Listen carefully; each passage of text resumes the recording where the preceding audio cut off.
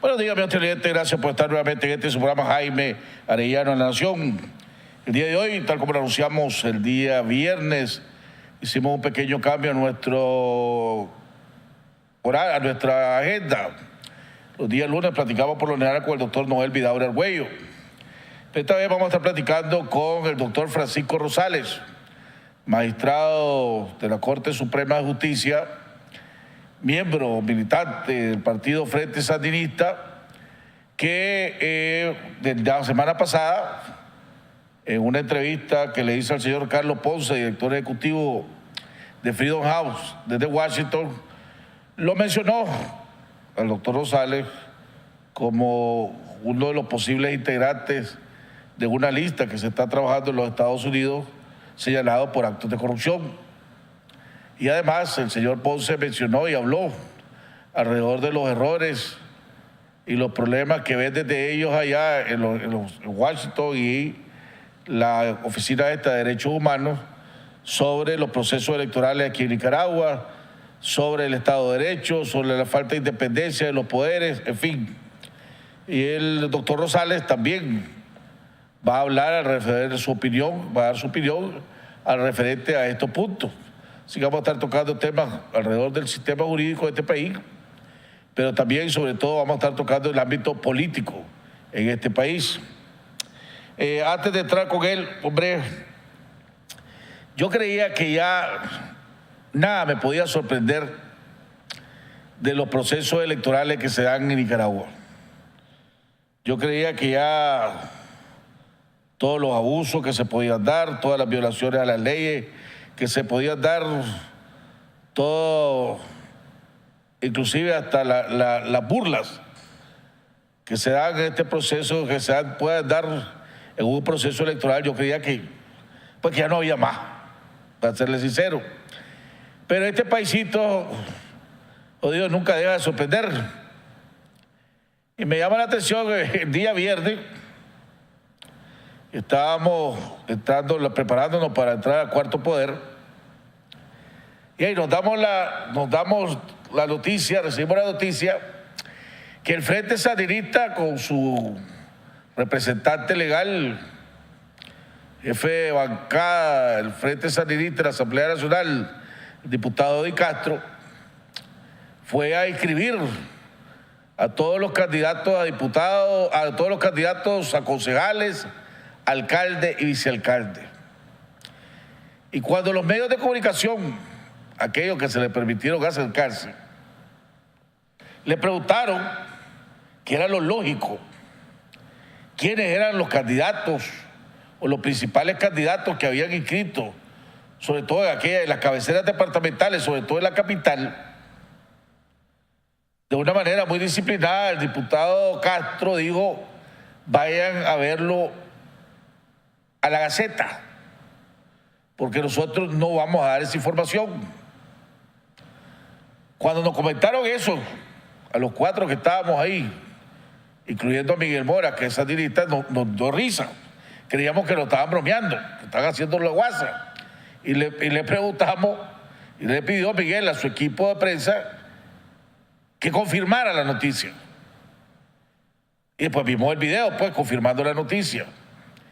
Y entonces dije yo, aquí sí ya la sacaron del cuadro. Ahora sí, esto es algo que nunca había visto yo en ningún país que se dice ser democrático y que está en un proceso supuestamente democrático electoral. Que llegue un partido, por lo general, todos los partidos políticos, cuando llegan a inscribir a su candidato, los llevan para enseñarlo, para buscar votos, para que los mismos simpatizantes vean y se solidaricen con su candidato. Aquí no. Aquí le están diciendo a los simpatizantes del Frente Sandinista: vayan a buscar la Gaceta, compren la Gaceta y ahí se van a dar cuenta quiénes son los candidatos. O le están diciendo: no necesitas saber quién es el candidato, vos como mono andá a votar en la casilla roja y negra y se acabó. Nadie te está preguntando si te parece bien o no, vos votá donde tiene que ser. Ahora sí la sacaron del cuadro. El año pasado fue la primera vez que yo veo en la historia de un país, un proceso electoral, que un candidato a la presidencia no hace campaña y gana las elecciones. Como el presidente Ortega, el año pasado una sola vez no hizo campaña y después salió ganador. Ahora la van a sacar más del cuadro, el frente, porque va a ganar unas elecciones sin necesidad de que sepa cuáles son sus candidatos. Lo que no estoy seguro es si el Consejo Supremo Electoral, y aquí a los amigos simpatizantes que nos ven del programa y que conocen mejor que yo la ley electoral, el Consejo Supremo Electoral está obligado a darlo a conocer, si no me equivoco, para que la gente o los otros partidos políticos, si quieren impugnarlo, lo puedan impugnar. Entonces, o estoy equivocado, tal vez alguien y me corrige a través del WhatsApp cuál de las dos cosas es verdad, si están obligados o no están obligados el Consejo Supremo Electoral a presentar la lista de candidatos, y no solo hasta el final, a la hora del proceso de inscripción final, sino porque debe haber un periodo, me imagino, en todos los procesos electorales hay un periodo para impugnación, que un partido lo impugna a otro partido o la misma gente de la sociedad civil puede impugnar. Pero en fin, ahora sí la sacaron del cuadro el Frente Sandinista, que ni siquiera quiso dar a conocer sus candidatos, su lista de candidatos. Salen en diferentes medios de comunicación que lo que pasa es que hay una enorme protesta porque no se respetaron. Había anunciado el Frente Sandinista que se iba a basar muchas de la escogencia de estos candidatos en que se iban a hacer encuestas o sondeos de popularidad en diferentes municipios. A lo que me pareciera que a lo mejor no se está respetando. No he hablado con ningún ex candidato o candidato del Frente Sandinista alrededor de ese tema. Se especula, vuelvo y repito, que en Managua, y es especulación, la candidata a la alcaldía es Reina Rueda y repitiendo Enrique Armas como vicealcalde. Yo supe de una encuesta que había hecho alguien del sector privado en Managua, donde Reina Rueda no salía bien parada entre los sandinistas. Salía Fidel Moreno con número 1, seguido muy de cerca de Daisy Torres, tercero largo Enrique Armas y por último Reina Rueda. Eso es lo de la encuesta y los números que a mí me enseñaron de esa encuesta privada que se dio a hacer. Pero en fin, pareciera que es Reina Rueda y Enrique Armas lo que me han dicho mi fuente alrededor de la alcaldía de Managua. Estamos esperando la llegada del doctor Rosales. Bueno, vamos a aprovechar para dar a conocer, ya terminamos la encuesta que hicimos la semana pasada sobre si usted cree, sobre este mismo proceso electoral, si usted cree que los partidos de oposición deben de participar en las elecciones de noviembre o no deben de participar en las elecciones de noviembre.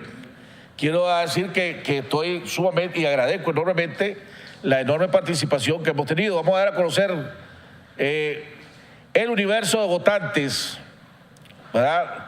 Estaban habilitados para votar 1.420.085 personas. De eso, 1.270.120 votaron, fueron votos válidos, y hubo una abstención de 149.965 votos en esta encuesta que hicimos la semana pasada. Vuelvo y repito, si me lo ponía anteriormente, porque estamos llegando a cifras récord. 1.270.120 votos válidos hubieron en esta encuesta. Vamos con la siguiente lámina. Sería estos, los 10 votaron nicaragüenses y extranjeros en todas partes del mundo, pero los principales donde tuvieron un mínimo de votos fueron en Nicaragua, el 70% de esos votos fueron aquí en Nicaragua, el 15% de esos votos fueron en Estados Unidos, en Costa Rica el 5%, en México, Colombia, España, Canadá, Alemania y Guatemala. En votos. Esto se traslada, y pongamos la siguiente lámina. En votos se traslada, por ejemplo, en Nicaragua votaron 889,000 personas. En los Estados Unidos, nicaragüenses de los Estados Unidos votaron 190,518 nicaragüenses en los Estados Unidos. 63,506 votos en Costa Rica. 38,134 votos en México. 25,403 votos en Colombia, 25,000, como la misma cantidad de votos en España, 12,700 votos en Canadá, 12,701 en Canadá, 12,700 en Alemania y 12,668 votos, 98 votos en Guatemala. Queremos agradecer. Vamos con la siguiente lámina. ¿Qué es lo que opina la mayoría de los nicaragüenses alrededor de esta pregunta? En el voto global, la pregunta fue ¿qué partido, que si los partidos de oposición deberían de participar en los comicios de noviembre? En el voto global, el 82% dice que no deben de participar los partidos de oposición en el proceso electoral de noviembre. En Nicaragua, vamos a poner, en Nicaragua el 70% fue votaron. El 89% dice que no deben de participar los partidos de oposición en los comicios de noviembre. En el voto extranjero, el voto de nicaragüenses en el extranjero, ¿verdad? El 83% dice que no deberían de votar no deberían de participar en el proceso electoral. También recaudamos principales razones por las cuales dice el 45% de los que votaron, dijeron que en Nicaragua no existe una oposición verdadera. El 22% no cree en ninguno de los partidos de oposición que está participando. El 17% no hay garantías electorales. El 5% esto es un circo y el 11% para qué votar. Todas estas sondeos fueron revisadas, ratificadas y supervisadas por la empresa europea Sandy Blue, que le da la certificación a la transparencia de este sondeo. Vamos a ir a un corte comercial y regresamos con nuestro invitado, el doctor Francisco Rosales, para que hablemos sobre las declaraciones de Carlos Ponce, sobre el Frente Sandinista, sobre el rumbo que lleva al país. Vamos a un cambio y ya regresamos.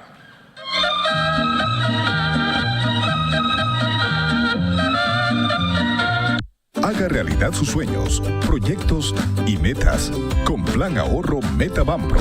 Elija el monto que desee ahorrar en cuotas quincenales o mensuales desde su cuenta o tarjeta de crédito Banpro o efectivo. Ahorre en plazos de hasta 120 meses y reciba excelentes tasas de interés.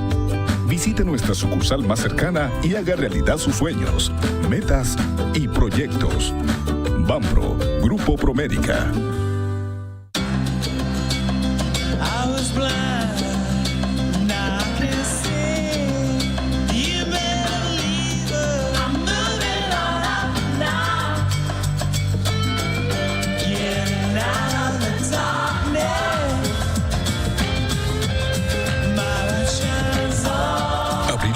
Al mejor internet. LTE, una experiencia extraordinaria. Movistar, elegí todo. Hola, soy Melibet Montes y quiero invitarte a visitar estacache.com. Estacache.com es la tienda en línea con mayor variedad de ropa y accesorios en Nicaragua. Puedes navegar fácilmente desde el menú principal, seleccionando la categoría de producto que buscas tanto para mujeres como para hombres. Además, el sitio web posee varios filtros que nos permite ubicar rápidamente el artículo que buscamos. Puedes buscar por talla, color, marca y precio. Comprar en StackHC.com es muy fácil. Solo agregas los artículos al carrito de compras. Le das pagar e ingresa tus datos generales como tu nombre, correo, teléfono y la dirección donde deseas recibir tu pedido. Además, puedes pagar con todas las tarjetas de crédito o débito, o bien con depósitos o transferencias bancarias. Y ahora también podés pagar en efectivo. Y lo mejor de todo, te lo llegan a dejar hasta la puerta de tu casa u oficina. Ya sabes, lo que está de moda es StackHC.com. Yo me despido, nos vemos en la próxima.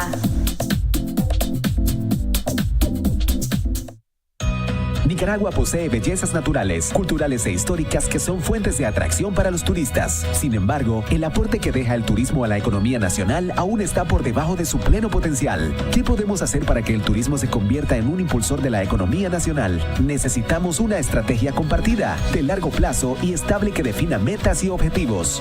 Más aeropuertos internacionales, ágiles aduanas, más terminales portuarias, más carreteras pavimentadas y mejores servicios de telecomunicaciones. Requerimos que el país esté conectado con más destinos y a la vez reducir el costo de los pasajes. De implementarse estas acciones, los ingresos por turismo podrían incrementarse, generando mayor crecimiento económico y colocando a Nicaragua como principal destino turístico.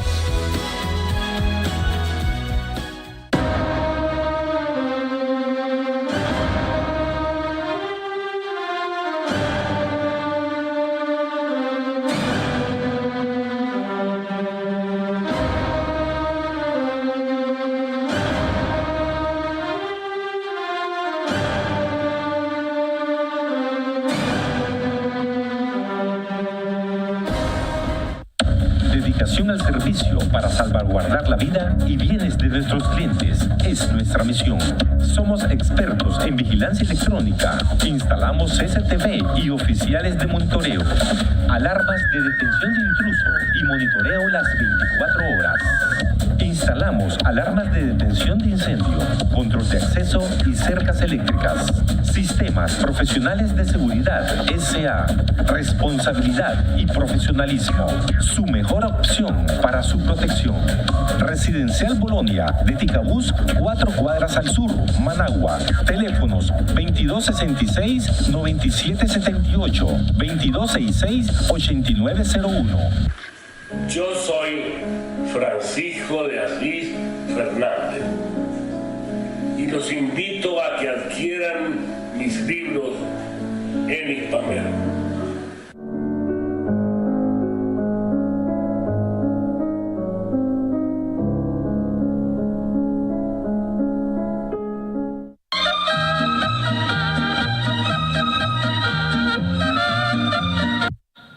Bueno, amigos televidentes, estamos de regreso en la segunda parte de nuestro programa.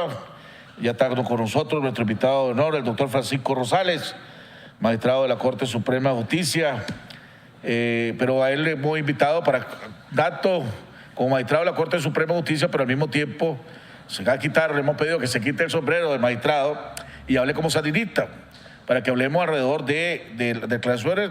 Primero, él dijo que quiere aclarar y responderle a las declaraciones y a las afirmaciones que hizo el señor Carlos Ponce de Freedom House la semana pasada en este programa. Y después podríamos hablar alrededor de los diferentes temas y situación y rumbo que lleva el país. Doctor Rosales, bienvenido al programa. Un gusto tenerlo por aquí nuevamente, amigo. El placer es mío, Jaime, y gracias por darme esta posibilidad de dirigirme a los televidentes nicaragüenses. Comencemos si quiere con las declaraciones de don Carlos, que usted dijo que quería... Haciendo mérito, ¿verdad? Jaime, la nación, me refiero a esa población televidente. Antes de hablar de Ponce, quería manifestar mi solidaridad con el pueblo catalán y con el pueblo catalán en particular y el gobierno de Cataluña, así como con el gobierno de España por lo que ha pasado. Es evidente que una vez más el terrorismo sirve en bandeja de plata al imperio y a las naciones que no quieren los gobiernos progresistas, porque ahora va a venir una gran represión en Europa, ¿verdad? Como siempre ha pasado. La voladura de las Torres Gemelas, Bin Laden se la sirvió en bandeja de plata al imperio. Entonces no hay más derechos individuales, no hay más derechos colectivos, no hay más nada. Sencillamente desaparece todos los derechos y garantías de los ciudadanos ante una ley patriótica, ante una ley de seguridad nacional o como se le quiera llamar. ¿Quién es el culpable de eso? El culpable es el terrorismo que provoca eso. Ahora, lo que hay que analizar es cuáles son las causas de ese terrorismo. Es decir, si aquí no se hubiese dado Afganistán, si no se hubiese dado Irak, si no se hubiese dado la Primavera Árabe, si no se hubieran metido en Siria, no pasaría nada. Sencillamente, en Irak, sobre pretexto de armas de destrucción masiva, intervinieron. 50 millones hay en este momento de migrantes a nivel mundial producto de esas guerras, según Naciones Unidas. Entonces el problema es que la industria de la guerra siempre quiere andar donde no debe de andar, porque el business son business y los derechos humanos son secundarios. Pero si vos tuvieras, supongamos, y gracias a Dios, tocamos mesa, nosotros somos un país bien seguro y no hemos padecido de ningún ataque terrorista hasta el momento, exceptuando el mochilazo que nunca se supo quién fue ni cómo fue, la bomba que le estalló a los campesinos ahí en el norte. Nunca, como vos decís, fue política del Frente Sandinista hacer acciones terroristas, jamás, ni en la década de los 60. Nosotros no hicimos nunca acciones terroristas. Por eso, gracias a Dios hemos vivido sin eso. Y condenamos el terrorismo. Condenamos el terrorismo, venga de donde venga. Supongamos que se dé un acto terrorista aquí. Usted, el gobierno, el responsable, tiene que buscar tomar las medidas que vos decís abusivas, etcétera, pero tu principal prioridad en ese momento es buscar la seguridad de la mayoría de los ciudadanos, aunque eso implique que tengas que ceder en tus derechos de libertad, ¿o estoy equivocado? Bueno, esa es la gran contradicción, ¿verdad? Y es tema de lo que vamos a hablar hoy. Es decir, por un lado se dice que se necesita seguridad jurídica, que se necesita... Pero por el otro lado se cometen actos que generan esa inseguridad. Entonces hay una contradicción, ¿verdad? Al nivel mundial, ¿qué notas vos? Falta de coherencia. Se da el atentado terrorista en Bataclan y en el estadio en París. Al día siguiente estaba Hollande retratado con el ministro de Relaciones Exteriores de Qatar y con el ministro de Relaciones de Arabia Saudita. ¿Por qué? Porque Francia es un gran exportador de armas. Hay tener razón ahí. Entonces, la falta de coherencia, por un lado el gobierno te pide solidaridad, nosotros lo decimos bien claro como sandinistas, condenamos el terrorismo, venga donde venga, nosotros jamás lo usamos. Es decir, ¿quién no conoce que la política de tierra quemada es vieja como la humanidad? Aquí hubiera bastado utilizar la política de tierra quemada y se crea una crisis económica brutal en este país. Este país es totalmente monocultivista, algodón, azúcar. Eran los grandes sectores de este país. Es decir, unos cuantos gatos y unas cuantas cosas y terminabas con todititos los cañaverales. No necesitabas de mucho, sencillamente para el Frente Sandinista tenía que haber una acción militar con una explicación política. Por eso es que cuando se habla de las tendencias se habla a veces erróneamente. La tesis insurreccional plantea el desarrollo paralelo de la lucha política y de la lucha armada. Se necesita un brazo político. El FER, la Juventud Socialista, eran insuficientes en su momento y entonces hubo que pensar más adelante en la creación del famoso Grupo de los 12, porque nosotros lo que nos planteábamos era el frente con todos los que se oponían a Somoza, burgueses, pequeños burgueses, intelectuales, artesanos, comerciantes, obreros, campesinos que estuviesen dispuestos a luchar contra Somoza. Jamás nos planteamos una política terrorista, nunca. Daniel Ortega ha sido claro y ha dicho, condenamos el terrorismo, venga de donde venga. Y se solidariza precisamente, y ya lo hizo con el pueblo catalán, le envió incluso al rey Felipe y a Mariano Rajoy un comunicado. Yo creo que la sociedad entera no tiene más remedio que volcarse a buscar la seguridad en todos los países. No hay un país seguro. España, París, es decir, no hay un país seguro. Todos los atentados han sido en Alemania, en Francia, en Londres, en España, en Rusia, ahora en Finlandia. Entonces, el mensaje es claro que no hay, es que es casi, no hay manera de defenderte. Pues, ¿cómo te puedes defender contra un acto de terrorismo? Como se está llevando a cabo, no hay manera. Imposible. Es imposible. Lugar puede, es imposible. No hay lugar que no sea vulnerable, pues, es imposible. A ese tipo de ataque cobarde. Por eso es que yo digo que Bin Laden les envió en bandeja al imperio la posibilidad de terminar con todos los derechos individuales, colectivos y sociales. Es decir, toda la gran represión que a nivel mundial y la inseguridad jurídica proviene después de la caída de las Torres Gemelas. La pregunta es, ¿quién hizo a Bin Laden? ¿De dónde salió Bin Laden? Las agencias lo crearon. Sí, estamos claros que siempre fue una creación de la CIA. Una creación de la CIA. Va primero a Afganistán y después pasa a... Entremos aquí en la única, porque quiero tocar con usted el tema del político también.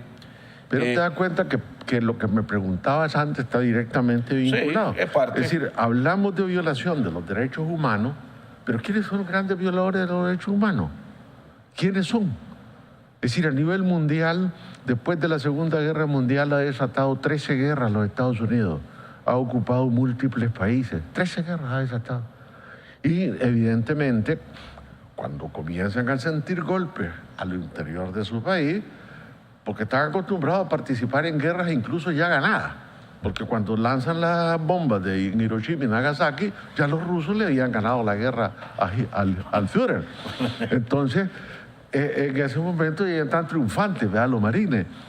Pero cuando les dan palo, como sucedió con la guerra de Corea, MacArthur tuvo que volver a intervenir después, dijo MacArthur, ¿verdad? Y por eso es que tenemos dos Coreas. Pero la guerra han sido continuas desde 1945 para acá. Se crea la carta a través de la Carta de San Francisco de Naciones Unidas, pero inmediatamente después tenemos la guerra de China, la guerra de Corea, la guerra de Vietnam, la guerra de Argelia, la guerra en Etiopía, y yo paso. Es decir, tener una visión de la industria de la guerra que es imparable. La industria de la guerra lo único que le interesa son los business. Y por eso te decía antes que la coherencia era importante. ¿Por qué Francia? No sé si sería correcto no decir que hay diferentes tamaños de violaciones de derechos humanos, pues, porque violación de derechos humanos, los Estados Unidos han violado como locos los derechos humanos desde tu punto de vista al invadir otro país, a declarar guerra en otros países, que es un argumento fuerte. Yo te puedo decir aquí en Nicaragua, bueno, el gobierno del presidente Ortega ha sido un violador de los derechos humanos, porque aquí cada vez que la oposición ha querido protestar, le caen a palo. Entonces, ¿a qué nivel? Pues uno es a nivel internacional, otro es a nivel interno. Porque aquí en la oposición, cada vez que ha querido salir a protestar, le caen a palo. Fíjate que me parece interesante lo que acabas de decir. Han habido 91 manifestaciones. ¿Y cuántas? Si le hubieran caído si le hubieran caído a palo, no saldría nadie. Ese es el gran mérito que tiene el movimiento campesino. Que desgraciadamente la oposición con los partidos opuestos no han sabido o no tienen la disciplina del movimiento campesino. Pero no me va a decir que el movimiento campesino, si ahí están los pues ya que lo mencionaste, el movimiento campesino, ahí hay video, cómo le han caído a palo con los atropellos. Los 91 manifestaciones que han habido, lo único que te dicen es que en este régimen hay tolerancia. Que a pesar, y ese es el gran mérito que tiene el movimiento, que a pesar de todo, ellos han marchado. Mira lo que está pasando en Filipinas con Duterte, mira lo que pasaba con Pinochet, mira lo que pasaba con los generales en el Cono Sur, mira lo que pasaba con Rafael Leonidas Trujillo, lo que pasaba con Somoza, lo que pasaba con Pérez Jiménez, lo que pasaba con Machado, lo que pasaba con Porfirio Díaz, y yo paso todos los dictadores. Pero usted tiene, no, como que raro. Pues somos amigos. Vos tenés la gran ventaja que vos has pasado casi todas las fases. Vos peleaste, vos luchaste. Ahora no te contaron cuentos, vos volaste balas, te jugaste la vida. Sos político. ¿verdad? Entonces vos has visto toda la faceta o tenés experiencia en toda la faceta. Entonces vos sabés que un campesino no es lo mismo que un político de Managua. Un campesino no es lo mismo que un político urbano. Al campesino lo hochás y le dedicás y se te levanta, como ya se ha levantado de mucho tiempo. Es tan cierto. Por eso es que el gobierno, muy inteligentemente, maneja el movimiento campesino de una manera diferente a que ha manejado a los movimientos políticos o a la protesta política. Es importante lo que te voy a decir ahorita. En tiempo de Somoza hay un ciudadano que se llamaba Juan Ángel López. Y cuando había un movimiento sindical campesino, ¿qué hacía? Terminaba dándole agua en los pozos de Chinandega. Nosotros no podemos hablar de eso, porque aquí ha habido gente que te ha venido a decir que esto es igual que Somoza. Es una de las calumnias y de las injurias más grandes contra la revolución sandinista. Es decir, los pozos de Chinandega estaban llenos porque había sindicalistas, ¿verdad? O la Lidia Maradiaga en el norte, o que se funda el movimiento campesino social cristiano. Es decir, aquí ¿dónde están los desaparecidos? ¿Dónde están los presos? Para poder hablar de que hay una dictadura y que efectivamente no existe tolerancia. Es decir, le daban agua. ¿Qué hacían los salvadoreños? Los tiraban al mar, los guatemaltecos los tiraban al mar. Pero aquí el movimiento campesino y el movimiento sindical incluso surge con fuerza. Ahora, yo te puedo decir incluso con toda seriedad, el Código del Trabajo de 1945, que han venido a ponderarlo más de una vez, tenía como delito la huelga. No había sindicatos en el sector público. Quien crea los sindicatos en el sector público es el gobierno de Oveleta, y yo, que soy el ministro del Trabajo, que coordino y dirijo el Código del Trabajo, creo en el Código la posibilidad del derecho de asociación sindical en el Estado. Reconozco en el año 90 al FNT como una asociación de trabajadores y de sindicatos a nivel nacional con una representatividad real, por beligerancia, por actividad. Entonces, ¿se puede decir que en Nicaragua no hubo avances en ese momento? Pero por supuesto que sí. Es decir, si vos decís que la huelga es un delito, la negociación colectiva no existía, porque para poder hacer una convención colectiva había que irse a la huelga. El propósito de la huelga era negociar una convención. No puede decir, claro que gracias a Dios hemos pasado. No nos estamos matando. Desde ahí hay un avance. Pues. La paz. Pero no significa que no haya abuso. Pueden darse efectivamente. Y serios abusos, pues. Pueden darse unos que otros. Yo no te voy a decir que no, Jaime, que pueden darse abusos. Pero la realidad es que si vos tenés 91 manifestación, ¿qué quiere decir eso? Que vos tenés la capacidad de manifestarte. ¿Y que dónde están los presos políticos de esas manifestaciones? ¿Dónde están la gente que ha sufrido precisamente represión? Andase una manifestación en Washington en contra, cuando se reúne el FMI, no lo reciben a cachiporrazos y a balazos de goma y les meten los tanques de agua solo por manifestar. Bueno, es que cuando trató ese movimiento campesino de entrar a Managua, no los dejaron, los bloquearon en la carretera norte, los bloquearon en las diferentes carreteras, le quitaron los buses, le dijeron a los transportistas que si traían a la gente iban a quitar la hay muchas formas de intimidar y muchas formas de boicotear algo, no necesariamente a palo. Pero vos tenés declaraciones ahí de dueños de buses que le dijeron que el MTI, si vos transportás a esa gente, te quitamos la licencia. Yo te doy a vos y a quien vos querrás llevar con vos la posibilidad de leer el expediente en ese caso. Quien desvía la ruta de la manifestación es el movimiento y decide a la altura de Portezuelo lanzarse hacia el lado de Horizonte. Y cuando vos haces una manifestación, te tenés que dar la vía de esa manifestación por dónde va a ir y sos responsable de los daños y perjuicios que puedas causar. En un determinado momento ellos decidieron desviarse y es cuando aparecen las famosas motos. El expediente es bien claro, Jaime. El problema que hay aquí es que nosotros pretendemos... Entonces, déjame decirte una cosa, falta capacidad de divulgación de ustedes para dar a conocer, o del gobierno, pues no te digo de ustedes, pues, de ustedes te digo porque vos sos parte del gobierno, vos sos sandinista, pues sos parte del gobierno, de dar a conocer esto, pues, Porque lo que lo que nosotros vemos de afuera es que no lo dejaba pasar, la gente entró como pasar y en Bello Horizonte le cayeron el grupo motorizado, que ya es famoso ese grupito motorizado, de caerle a diferentes lugares y a diferentes sectores. Yo fui ante la Comisión Interamericana de Derechos Humanos a Washington y llevé los expedientes y aquí vino Loea y se los enseñé. El problema es precisamente a veces de la falta de información y uno en realidad cuando está en la actividad institucional desempeñando la justicia no puede estar defendiendo sus sentencias a través de los medios. Es decir, yo creo que las sentencias hablan por ella misma. El juez es la boca de la ley, decía Montesquieu. Entonces, el problema fundamental es, ¿verdad?, en Nicaragua, que normalmente si vos vas, ¿por qué te detenés en la luz roja? Porque dice el código de la ruta, ¿verdad?, que hay que pararse en la luz roja. Me están violando mi libertad de circulación, diría cualquier loco. O el que va y sacar un pasaporte y le dicen tiene que tener tales o cuales requisitos. Me están violando mi libertad. No, la ley regula precisamente a través de los reglamentos cómo funciona. La libertad de manifestarse en este país es absoluta. Es decir, aquí la gente se manifiesta siempre. Desgraciadamente van unidas varias libertades. Libertad de expresión, libertad de circulación, libertad de asociación, pero existen lo que se llaman derechos y contraderechos. Vos vas hacia Huaco y resulta que está bloqueado Huaco.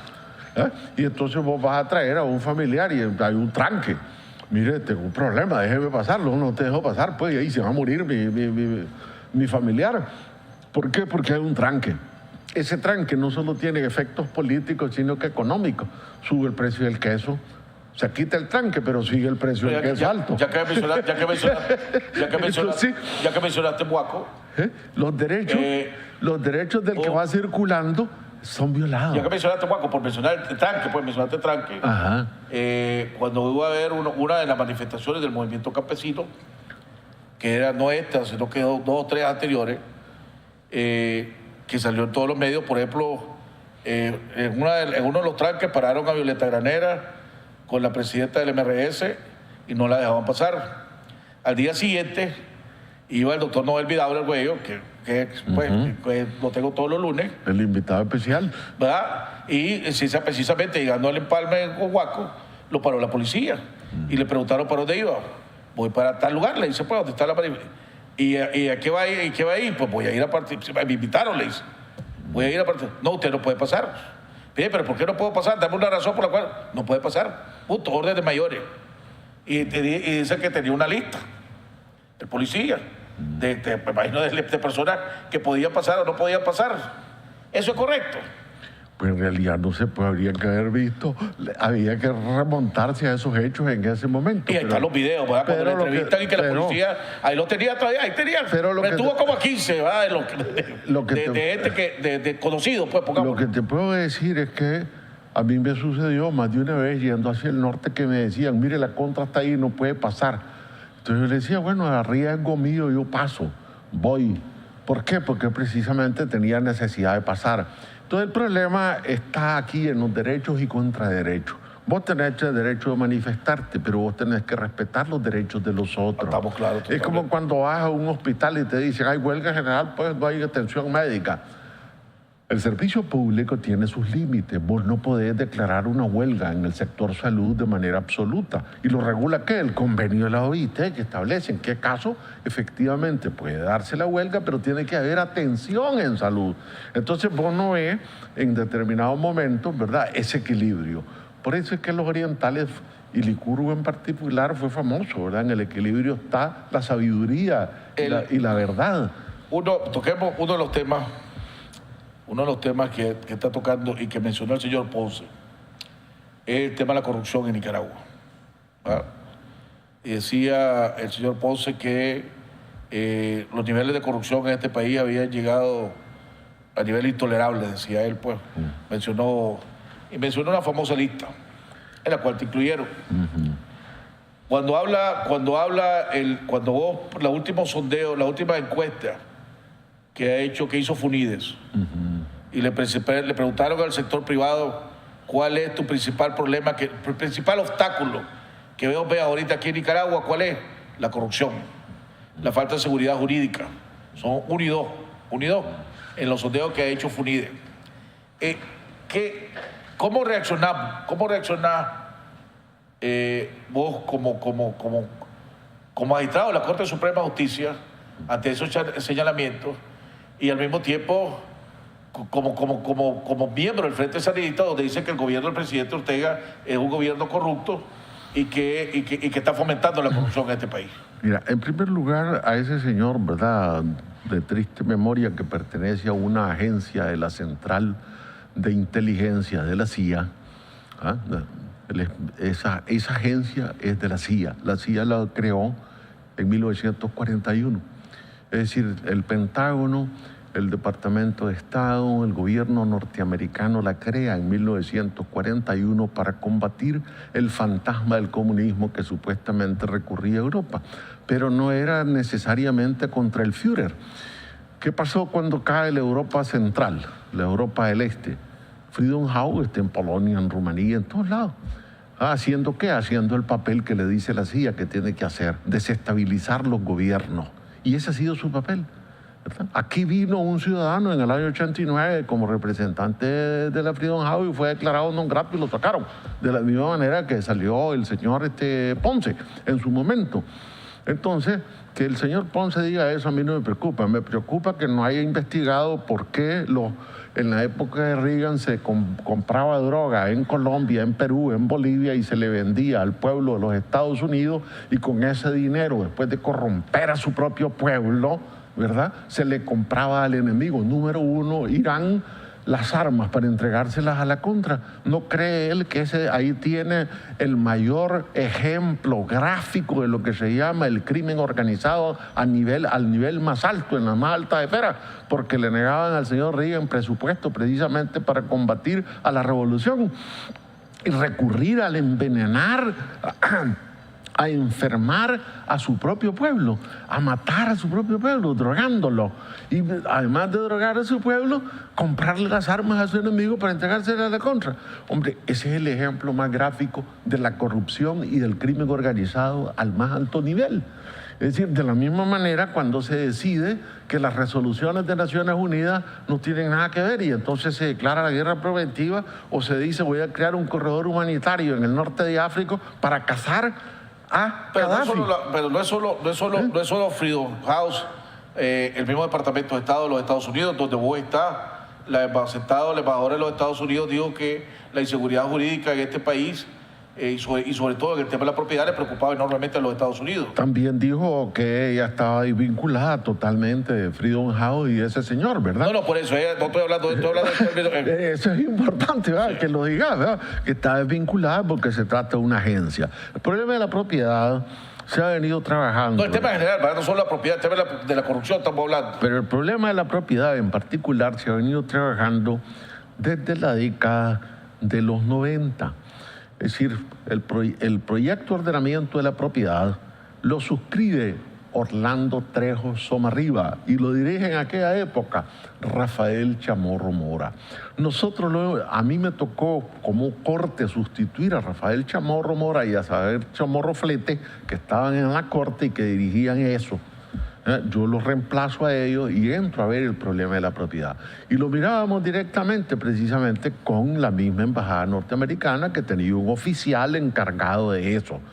Ese oficial te planteaba cuáles eran los problemas de propiedad. Hoy eso lo es el Procurador General de la República. El waiver ya desapareció. Ahorita el Banco Mundial nos está prestando, nos acaba de facilitar un préstamo de $50 millones para ampliar el proyecto de ordenamiento de la propiedad, el PRODEP.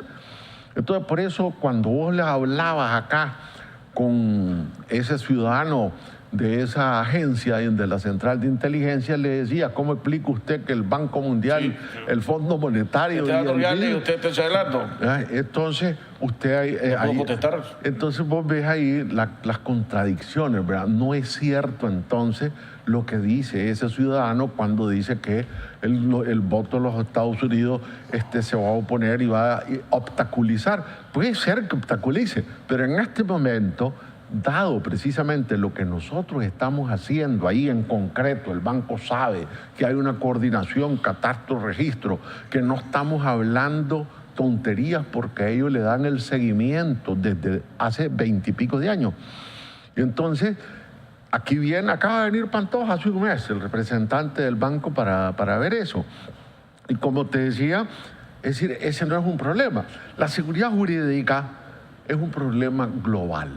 Es decir, aquí la gente se enreda cuando dice Nicaragua, cuando se dice es en tal lugar. Sí, pero nosotros vivimos en Nicaragua, así que preocupémonos por Nicaragua. Pero no es Nicaragua el ejemplo de inseguridad, es al revés. Nicaragua es muro de contención contra el narcotráfico, muro de contención contra la migración, digamos, salvaje que se da, muro de contención contra la trata, muro de contención. Entonces, ¿qué pasa si sos ese muro de contención y privilegian los Estados Unidos la relación con nosotros por ser ese muro de contención? Nosotros no somos el Triángulo del Norte, al que le están dando plata incluso. Nos deberían de dar plata para combatir efectivamente el narcotráfico y esos flagelos que existen y donde los rusos incluso nos están dando apoyo. Aquí hay algo no está funcionando bien, sí, Rosales, en el sistema judicial. Y yo me acuerdo hace unos años, el actual todavía es magistrado de la Corte Suprema de Justicia. En ese entonces era presidente de la Corte Suprema de Justicia, el doctor Manuel Martínez. En mi programa dijo y destapó que fue bomba de noticias en ese momento, hasta CNN se llevó la entrevista. Dijo en ese momento que lo que él había descubierto en la Corte Suprema de Justicia era que el Poder Judicial era un arma del Frente Sandinista y que esa arma el Frente Sandinista lo ocupaba para eliminar a su adversario y premiar para sus amigos. Que esa era la gran lucha que se estaba llevando a cabo dentro del Poder Judicial. Y es Voz Populi, no tengo por qué dar aquí a la vez pasada el magistrado Payo Solís, en unas declaraciones que dio, dijo, nosotros vimos esta sentencia, ya la discutimos con el presidente Ortega y entonces ya tiene el visto bueno, salió la transcripción de una reunión que había habido, una ayuda a memoria que había habido, donde él dio a conocer que la sentencia la había ido a discutir con el presidente Ortega y el presidente Ortega le había dado el visto bueno. Entonces... Yo ignoro, no conozco esas declaraciones.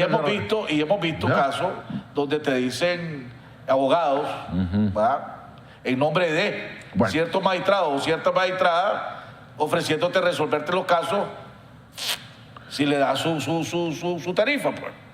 Esa es una realidad que vivimos en este país. Bueno, sobre eso yo lo único que te puedo decir, ¿verdad?, es que creo que a veces se extrapolan algunos casos y se generalizan.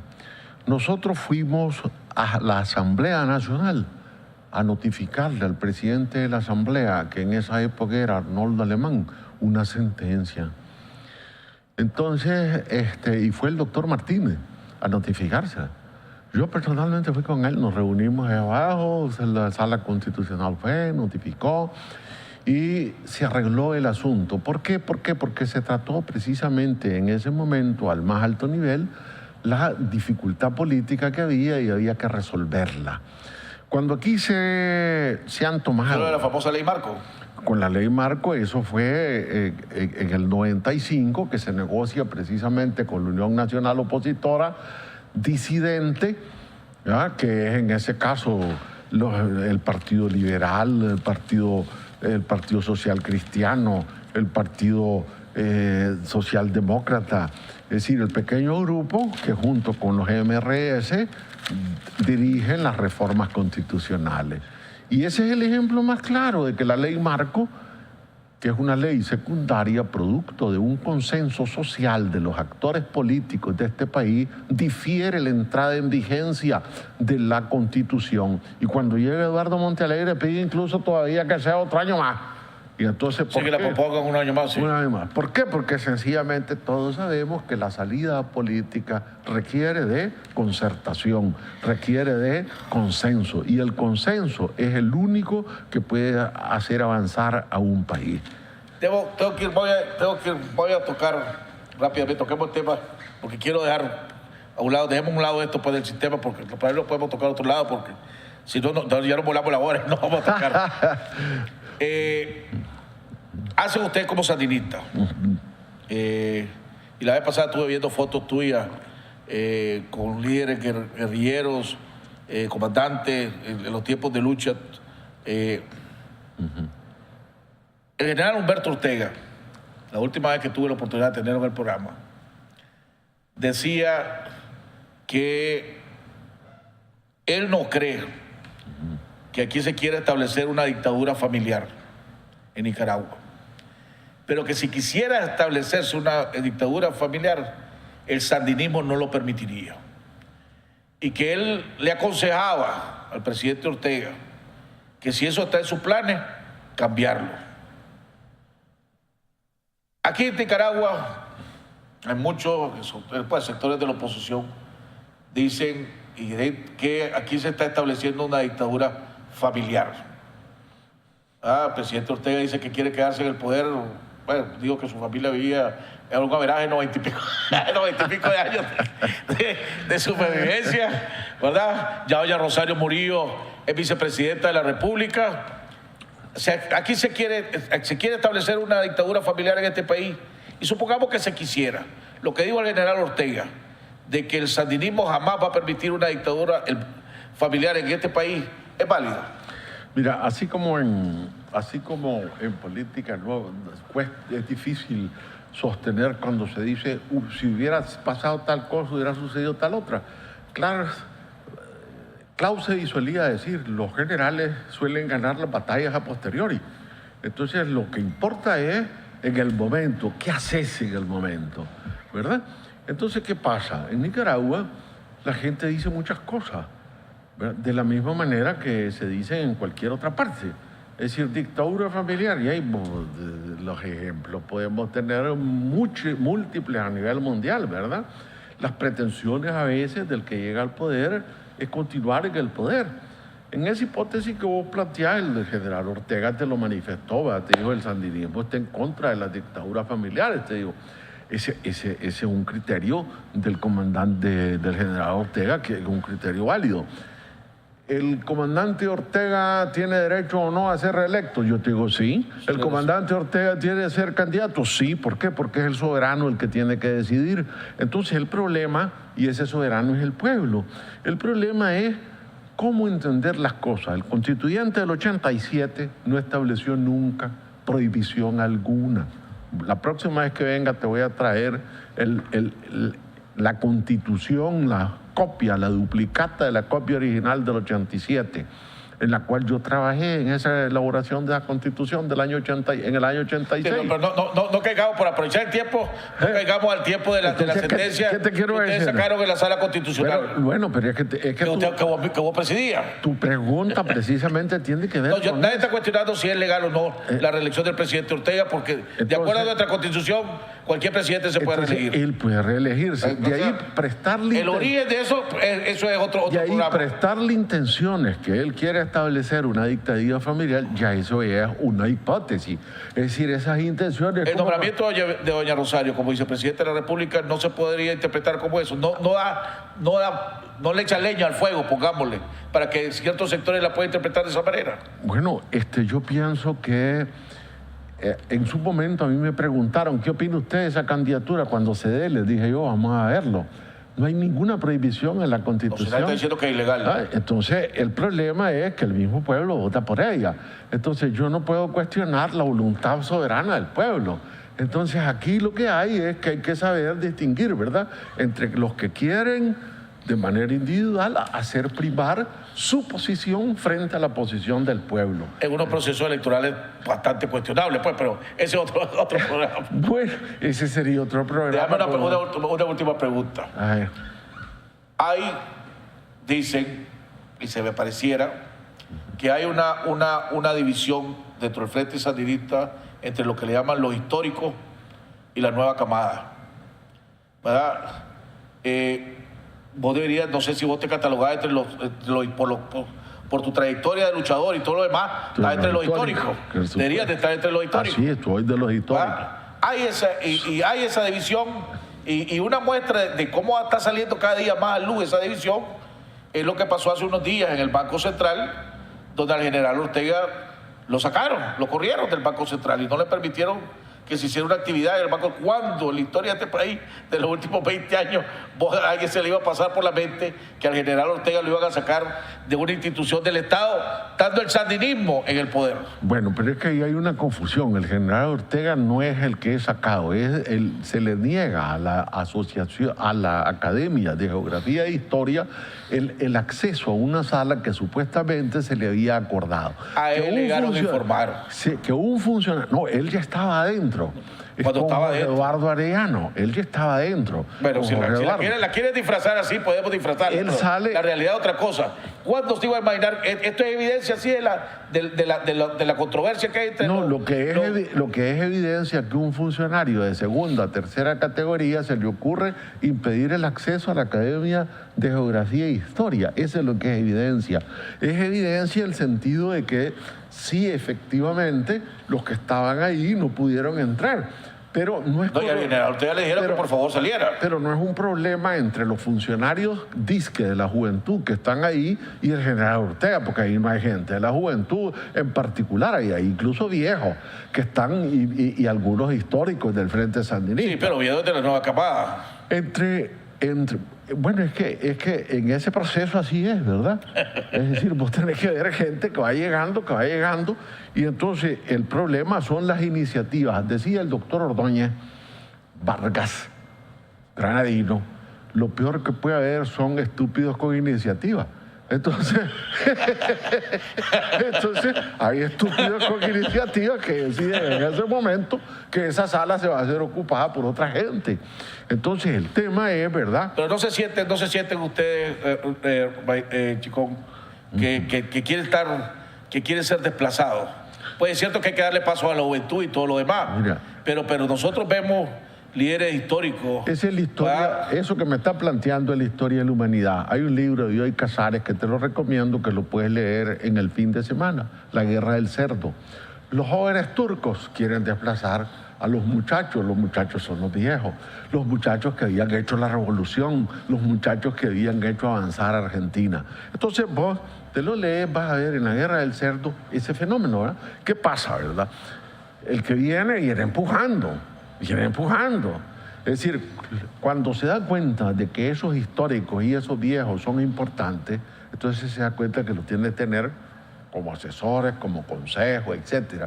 De ahí que en los partidos tradicionales a los dirigentes los convierten en presidentes eméritos, presidentes honorarios, y de por vida, y tienen un gran consejo, ¿verdad? ¿Por qué? Porque precisamente saben de que uno viene de vuelta. El problema es, ¿verdad?, que a veces se da esa contradicción.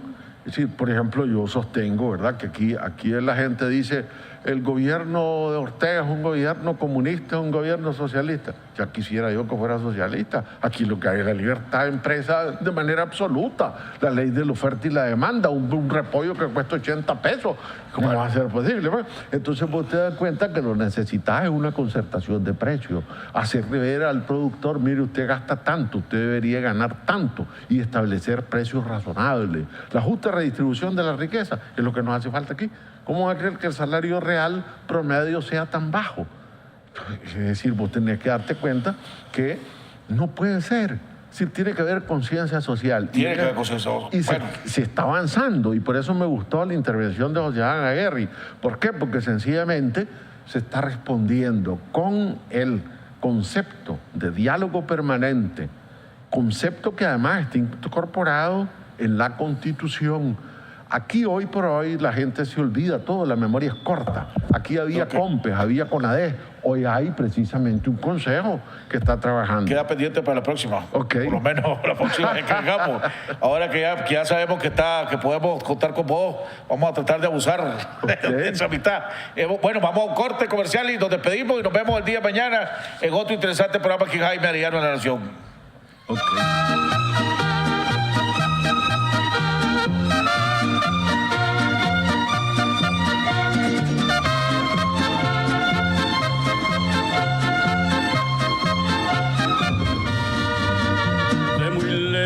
Yo vengo a cantar, soy del campo y del pueblo querido, soy Argueta y vengo a felicitar